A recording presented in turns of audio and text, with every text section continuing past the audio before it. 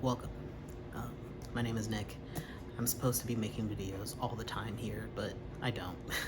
So in order for me to do that, I'm gonna start recording myself without any edits at all. So we'll see how that goes. It could be very awkward, it could be not interesting, but hey, I'm here. I'm gonna share some of my life with you all if you're interested. As a out trans man in California. I live in the Bay Area, and I work in talent acquisition, which is recruiting. That's what I do. I help people get hired for jobs, and yeah, I think that I have an interesting point of view, and I would like to share that. So the first thing that I want to share is today. There'll be more videos like this where I'm just kind of talking off the cuff, but I don't know if I'll be introducing or making an intro like this for those. I might just start talking and we'll roll with it. But for this video, I wanted to record talking about Elliot Page. So Elliot Page is an actor, activist, what have you. I don't really know what his accolades are other than acting, really. But he came out as trans, like, I don't know, like 2 years ago or something like that, 2 or 3 years ago, and which is pretty big because, you know, celebrities transitioning is kind of rare, especially trans men. Trans men are not like very much talked about in like media in general. It's mostly about trans women because patriarchy and misogyny. Trans men are invisible because they become men and then therefore are accepted in society and no one really cares. No one's like, oh no, there's a trans man here. They're like, oh, that's a trans man, great, he's a dude. And that's just what it is. But anywho, I really enjoyed reading Elliot's book. I was able to go to the San Francisco book tour. I forgot where it was. I think it was City Arts in San Francisco is where I went. And I just happened to see him post about this tour on Instagram, and I immediately, when I saw the posting, he literally just posted it like 20 seconds before, like literally just posted it. So I went to the link, I bought a ticket right away, just one ticket for myself. And I ended up, because I had seen it so quickly, I was able to get in the front row. So that was kind of cool. I was on the edge, but you know, I was in the front row. And from what I could tell, there weren't very many people of color there. There's a lot of older people there, a lot of non-queer people there, because City Arts is like a membership, and if you have a membership there, you get access early to events, and so you can buy tickets that way, and you're not necessarily a part of the community. You might just be interested in the topic, you know. So there were quite a few like people there. I was like, you're not queer. So it was kind of interesting, but it was nice to see those, you know, allies, as you call them. But yeah, and then there was a point in the talk where they had some trans men come out. They're like black trans men who have like these nonprofits that support trans people, and they had us all stand up and be recognized, which was pretty awkward. But I stood up and I looked around and I was like, yeah, I'm one of very many people of color in here who is actually trans. It was mostly a room full of allies, and which is good, you know, gotta have them for us. But yeah, I wanted to, aside from that, you know, that event, it was really great. I really enjoyed it. I love Jess Tom was there, and he was like, you know, chatting back and forth because I guess they're friends. And that was cool, you know, get a little bit of comedy out of it. I'm not really into comedians, to be honest. I don't really love comedy, mainly because cishet comedians are terrible a lot of the time, and they say awful things, so it's really hard to get into comedy. But usually if I go to a queer comedy show, it's fine. But anywho, it was a good event. And then after the event, I read the book. You get the book as part of the entrance fee, and so after you know, the event, I went home, I read it, and there are some things in the book. I have the book right here. There's some things in the book that kind of stood out to me, and I want to read from it. I'm gonna read passages from the book that like really resonated with me. There's not that many. There's only like what, 1, 2, 3, 4, 5, 6, 7, 7 particular points in the book that really resonated with me. I am not really prepared to talk about this. I just kind of want to. When I read it, I like put some sticky notes next to them because they stood out to me. And I think I'm just gonna reread what the sticky note is and then do a reaction to that. So yeah, let's go through Pageboy. Oh, just hit myself in love. Let's go through Pageboy and check out some of the things that stood out. All right, so the first thing that I underlined was on page 31, and it is where he is talking to his mom about the fact that his parents divorced and like his dad cheated on his mom and went to be with that person. And it reads, "It takes two, my mother says. I had a role too. I've always found it strange that my mother and father had a baby, me. Their relationship was already in trouble by the time I came along. I suppose gratitude is the course of action, but what if I was not born? I'd have no perception of what I'd be missing, nor would anyone else miss me. This would suit me just fine. We are all micro specks, almost nothing in the grand scheme." That really hit for me. There's two things about that hit for me. One is the fact that his parents had him at the end of their relationship, probably as a way of like trying to solve it and make it better. It's like, oh, let's have a kid that'll bring us close together. It's like, no, it will not. That'll definitely drive even a further wedge into your relationship. I think about that a lot, about kids, about society in general, and we can make it specific about the United States. And a lot of people get married and have kids because that is what they're told to do. That's what they see on TV. That's what their family is telling them what to do. That's what their religion is telling them what to do. And then they do it. They do what they're told. They find someone, usually in high school, sometimes college, but a lot of times it's like you find them really young when you don't know who you are, and you commit to this person supposedly for the rest of your life, and you don't know yourself, you don't know them, you're changing, you're growing, and then you decide to bring children into the relationship when you're probably not mature enough to handle it. People having kids in their 20s, supposedly they want that and they're really excited about it, but I really think that's a bad idea. You should not have children before your prefrontal cortex is done developing. And that, to me, that's like 25 plus. That's my opinion, especially since we're living a lot longer as a society. It's like, why are you having kids in your 20s? Even in your 30s, man, you wait till your late 30s, early 40s. It's much better.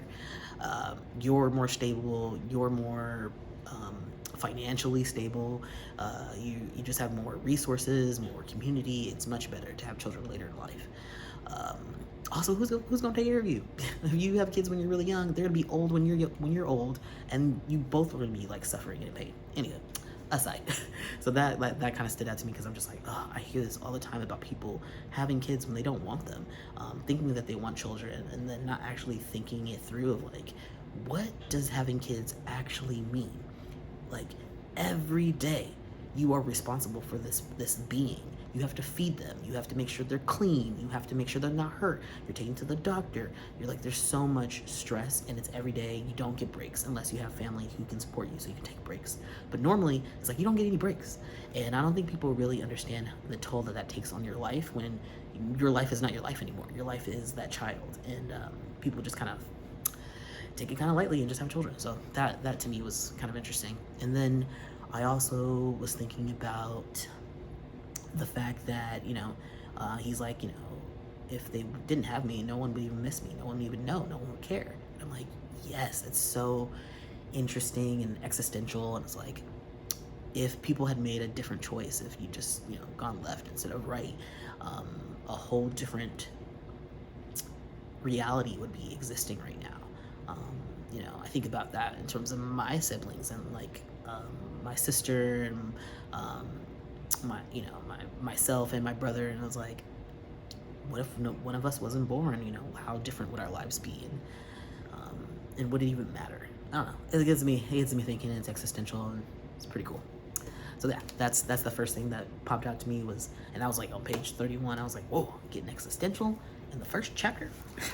Let's go. All right. So the next thing that I'm gonna read is from Only Kidding. It's I think it's chapter 11.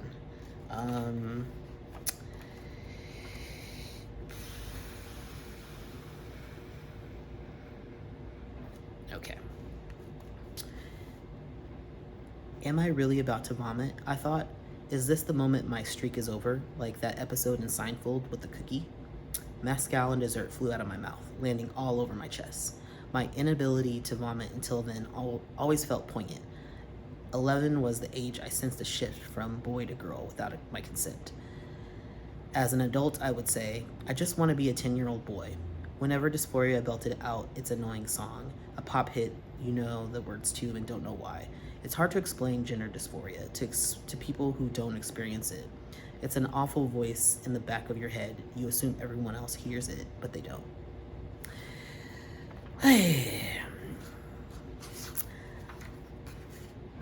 This hit hard for me, especially because of the change. They're saying 11 was like when this big change happened for them, and for me, like the sensing, the understanding, and I would say for me it was probably when I was 9, and like realizing like,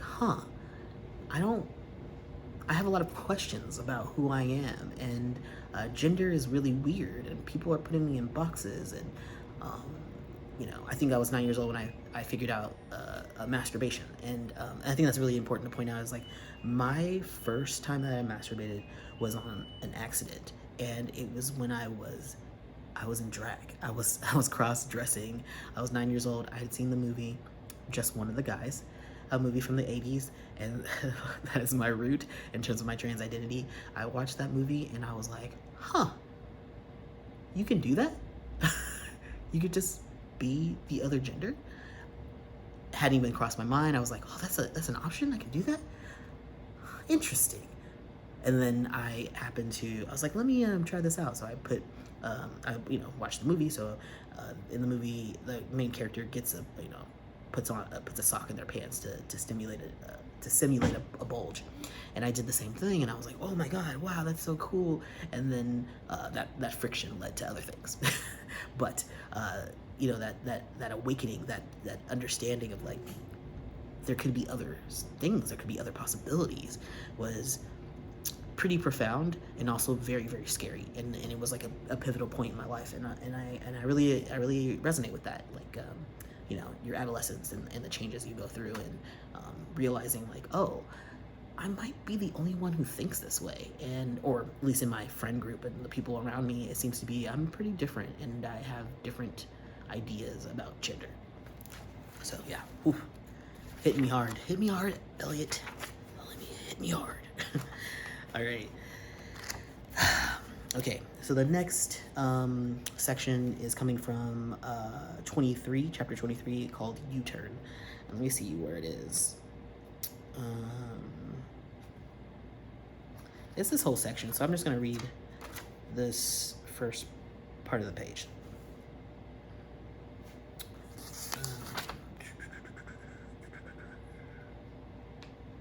Yeah, U-Turn. I'd always been told I was gay, made fun of for being a dyke. I felt more comfortable in environments with queer women, but inherently something in me knew that I was transgender. Something I had always known, but didn't have the words for, wouldn't permit myself to embrace. I was never a girl. I'll never be a woman. What am I going to do? I used to say, have always said. The first time I acknowledged I was trans in the properly conscious sense, beyond speculation, was around my 30th birthday, almost 4 years before I came out as trans publicly. Do you think I'm trans? I asked a close friend. They answered hesitantly, knowing no one can come to that conclusion for someone else. But they looked at me with a quiet recognition, and said, I could see that. A sternness shining through, a light from under the door. This really hit home because, growing up, when I was younger, I definitely was, I didn't know I was queer, but I definitely loved being around queer people. I would call myself an ally. I used to say, I was in 5th or 6th grade, I used to say I was the straightest gay person you ever met. Or the gayest straight person? Yeah, I was the gayest straight person you ever met, which is a very obvious tell that I was queer. But I was like, no, I like guys. I'm fine. I'm not into girls. So I don't know why I thought that. I don't know why I wasn't open to that possibility. I really thought I was straight. But that is like, you know, heteronormativity. You know, I was like, everyone else is. There's other queer people out there, and I'm gonna support them, but I'm not queer. But anywho, then I came out, and then I felt very comfortable around queer women. You know, we had a similar experience in life. We had similar anatomy at the time, and I was like, you know, I really, you know, I like women. I think I'm gay. But then I was like, I don't think I'm a lesbian. I had a really hard time with the word lesbian because it was so binary in terms of like, you're a woman who loves women. At the time, that's how the definition worked. And even to this day, I kind of feel like it should stay that way. And let lesbians have that. Like, you're a cis woman who likes you're a cis woman or a trans woman who likes other women. That should be what a lesbian is, but it's a little bit more of a broader term now. But at the time, I was like, oh, that's definitely not me. I'm a gay person. And the fact that I couldn't identify the term that fit best with me was, you know, kind of telling. And I was like, something's just not quite right. I really feel like I'm a part of both communities, but I don't feel like I'm totally in the women's community, and I don't feel completely in the men's community, the gay men's community at all. So I was having this weird issue there. I was like, what is going on? And I also went on this like really long journey of figuring out if I was trans or not. So I was questioning if I was trans since early 20s, like since probably like 2021, but I didn't really embrace it probably until 25. And I went to grad school, and I was like, you know, I'm gonna start going by Nick, which was a part of my legal birthday. And I was like, I'm gonna go by that, and I'm gonna start living my life a little bit more in a masculine sense. And then I got to, and then right before I went to grad school, I was like, no, I'm essentially gonna live my life as a queer person, trans person, and I'm gonna figure that out. I'm gonna like socially transition. So that's what I did. But I was 26, you know, like I was pretty late. And I think 28 when I left, 26, yeah, I was about 28 when I left grad school, and I started testosterone, and that was a very interesting journey, and it was scary, and I stopped really early, and then I stopped and started with testosterone after that, like a 4 to 6 year period. I like started and stopped, and then when I was 30, damn, how old am I now? In my mid-30s. I'll just say my mid-30s. I started taking testosterone more regularly, and like on a like actual, you know, hormone replacement therapy level. I've been on it pretty much that entire time. Although I don't take a full dose, because for me, a full dose of testosterone makes my blood pressure go, whoa, so crazy. So I'm on a half dose, but been consistently on testosterone for, I don't even know, 4 years, maybe 5 years. I don't even know. I have no idea, because I don't keep track. I know that's a big thing, is like for guys to keep track of their shit and like how many shots they've taken in the months. I never kept track. I don't know. The only reason I even know it's like 4 or 5 years is because I looked at my labs to see when I was the first time that I could see on my lab work history of when I was scheduled for testosterone. And that could be inaccurate, because that's just how far back I can see.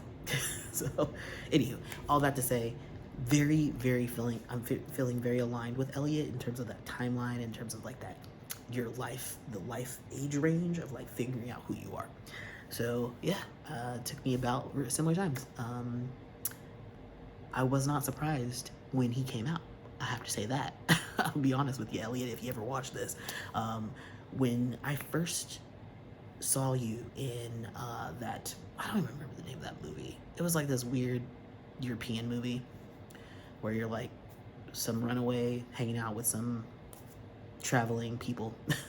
And it's like manipulation and cultish stuff, whatever. I saw that, and I was like, gives off queer vibes. Then I saw you in Hard Candy, and I was like, definitely a queer, very, very much a queer. And I was like, gives giving off some energy that is not exactly female. And when you came out 2 years after, I think it was like 2 years after I came out, and I was like, not surprised. It takes one to know one. Real recognize a real. So I do. But anyway, it's good. It's good to see family come out.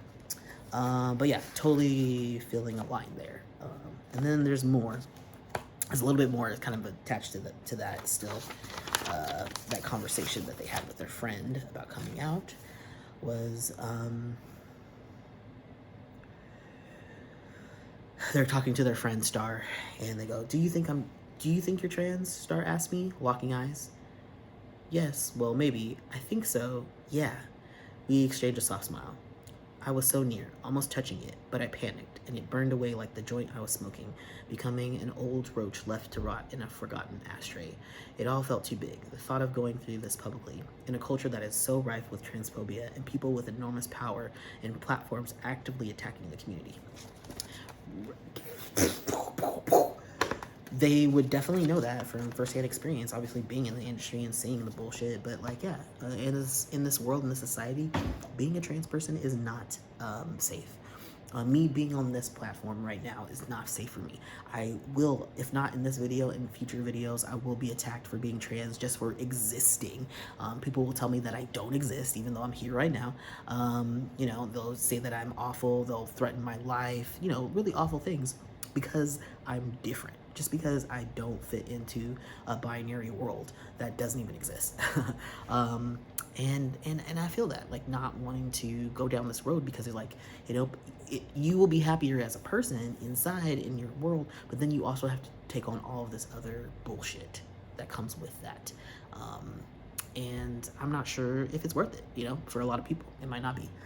For me, it's like, I couldn't live any other way. I am who I am, and I can't be in the closet, so. And I have the privilege of living in California, so I'm gonna be me. All right. Moving on to the next section.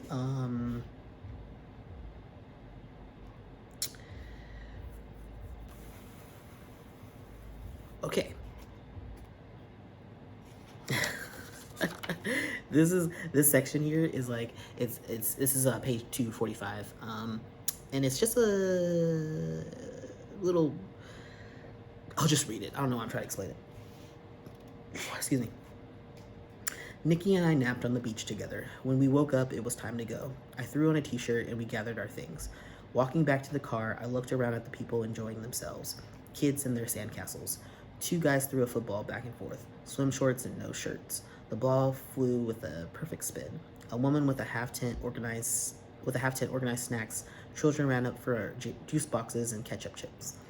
My brain was as hot as the sand. How do people do it? How do they shut off the noise? And I don't mean happy. I mean, they may not be happy, but they seem to be able to exist at least. People existed with a fluidity that I wish to possess. Motion entwined with the present and an engagement with life that I had lost a long time ago. I needed my routine. I needed specific food. Change or disruption threw me off, which was unacceptable due to my need for control. All I could do was cling. Every day, I hung on tight, bound up, a blockage of sorts. I would need to drain the wound. Whew, that's tough. But again, I feel like I understand where he's coming from here in terms of like, even now, even to this day, sometimes I like go places and I'm like looking at people living and existing, and I'm just like, how are they doing that? How are they turning off the noises in their heads? And it's so interesting that so many people don't have a lot of noise in their head. It's pretty quiet in there.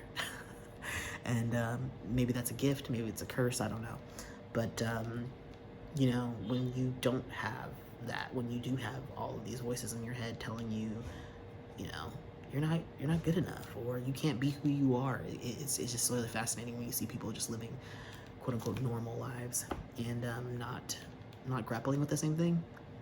But I could be wrong. Maybe they are grappling. They're just choosing to shut things off or just fight through. Gotta get on that bandwagon. All right. A little bit more. Two more. So This one's on page 253, and I don't, yeah. I'll start,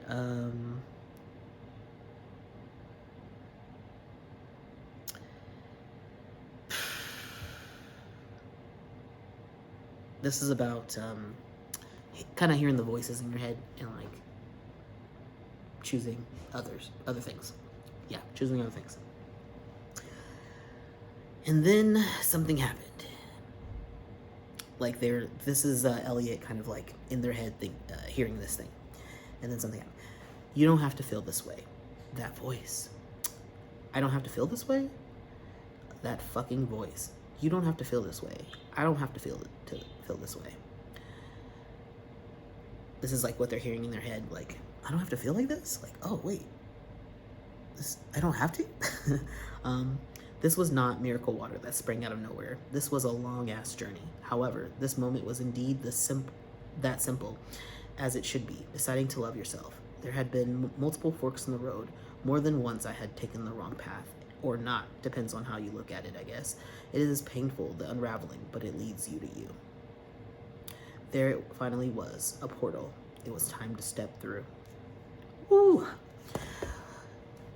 So very simple, like them, it's Elliot thinking about, you know, feeling the way that he felt and living this way of like all this like self-hatred and things like that.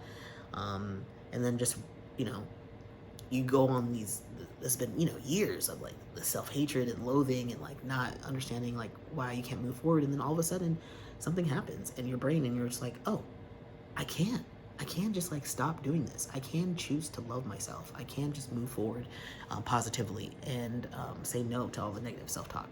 And that's a hard thing to do. It's a hard path to be on, and it takes a long time for yourself to like kind of get over it and be your true self and love your true self. It's a journey, and I definitely relate to it because I've been there. I feel like it took me a really long time. You know, me going on and off testosterone had a lot to do with like self-love and being scared of others, of what other people thought or were perceiving me as, instead of just, you know, accepting who I was. And it took me a long time. And so yeah, definitely. I resonate, Elliot, I resonate. All right, so the last thing that I want to talk about is on chapter 28, and it's the chapter called No Words. But yeah, this is an interesting...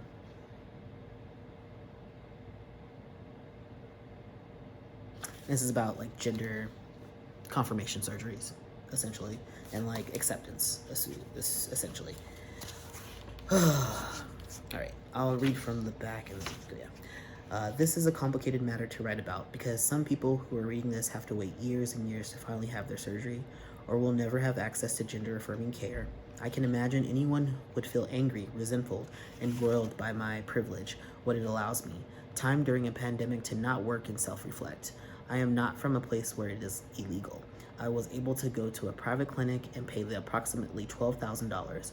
I had a place to stay, a friend who had the energy to care for me, food to eat as I recovered, a job right around the corner, and one where I could be me. I didn't have to depend on a healthcare system that would leave me waiting potentially for years. Even though I am extremely lucky, this narrative where trans people have to feel lucky for these crumbs that we fought hard for and still fight for is perverse and manipulative. Here is the thing. I almost did not make it. The now I finally have, I did not see, and all I knew was permanent emptiness, a mystery I would never solve, incessant without language, a depth of despair, shameful with all of that I had, what dreams are made of. I did nothing but sink, dread blanketed me. I couldn't see what was in front of me. I should not have to grovel with gratitude. Am I grateful? Fuck yeah. But everyone should have access to gender-affirming and life-saving healthcare. It just should be. So, definitely feeling that. I mean, obviously, you know, he has a lot of privilege being an actor and having money and being able to get the services that he needs because he lives in a country that he is able to do that. And I definitely resonate with that, you know, being a United States citizen, living in California, living in the Bay Area. My life has been nothing but privilege in terms of my queer identity and my trans identity. I live in a place that is very accepting. I don't get a lot of transphobia here to my face. I'm accepted wherever I go, even with my identification that doesn't match what I look like. People respect me and accept me. And I have been lucky enough to work in jobs where I had insurance. Pretty much all of my jobs I've had Kaiser Permanente, and they do pretty shitty, but they have trans care. And I was able to get my hysterectomy and top surgery, which were good. Those surgeries were good, but I just mean overall their trans care is pretty terrible. Yeah, I was able to get the surgeries that I needed, and it didn't cost me anything. I had to pay a copay. I mean, I'll be honest, I think I paid $20 for each surgery because that was my copay. And that's crazy. Like, that it was somewhat so easy for me to do, and that is so hard for so many other people who live in other places in the world, or other places in the United States, in different states that are states or countries. Let me point that out. States are countries. They live in different countries with different rules and different laws that limit their existence, and that's wild to me. And I hope that, you know, we live in a world where that's not the case in the future, but right now we're in a situation where trans people are being targeted for discrimination for laws, you know, like it's 2023 and we're the new target, you know. So it's for these like conservative Republican constituents, it's like, who can we blame things on now? Let's blame it on trans people. Let's call them, like, we can't call queer people the pedophiles and the groomers. We have to start calling trans people those people, because we need someone else to scapegoat, because we don't want them to know it's us. Because the conservatives are the ones who are actually the 80% of the time, 90% of the time, the ones actually doing the crimes. But they want to deflect. And it's just, it's so gross. And it's sad. It's like people spend so much time on hate. It's wild. When you could be using your resources for so many other things, so many more positive things, so much good change. But that's the society we live in. So it is what it is. All that to say, I really, really loved Pageboy. It was a fantastic book and or memoir, and it was really easy to read. I read it in like 3 days, and very poignant, very relatable. Definitely feel some kinship with him. But yeah, it was great. I'm happy to share my life and my perspective on some of the things that he wrote and my experiences, and I hope that it is helpful for any other trans person out there, and that they don't lose hope, and that, you know, the future is still there for you, and it can be bright. All right, and I'll see you in the next one.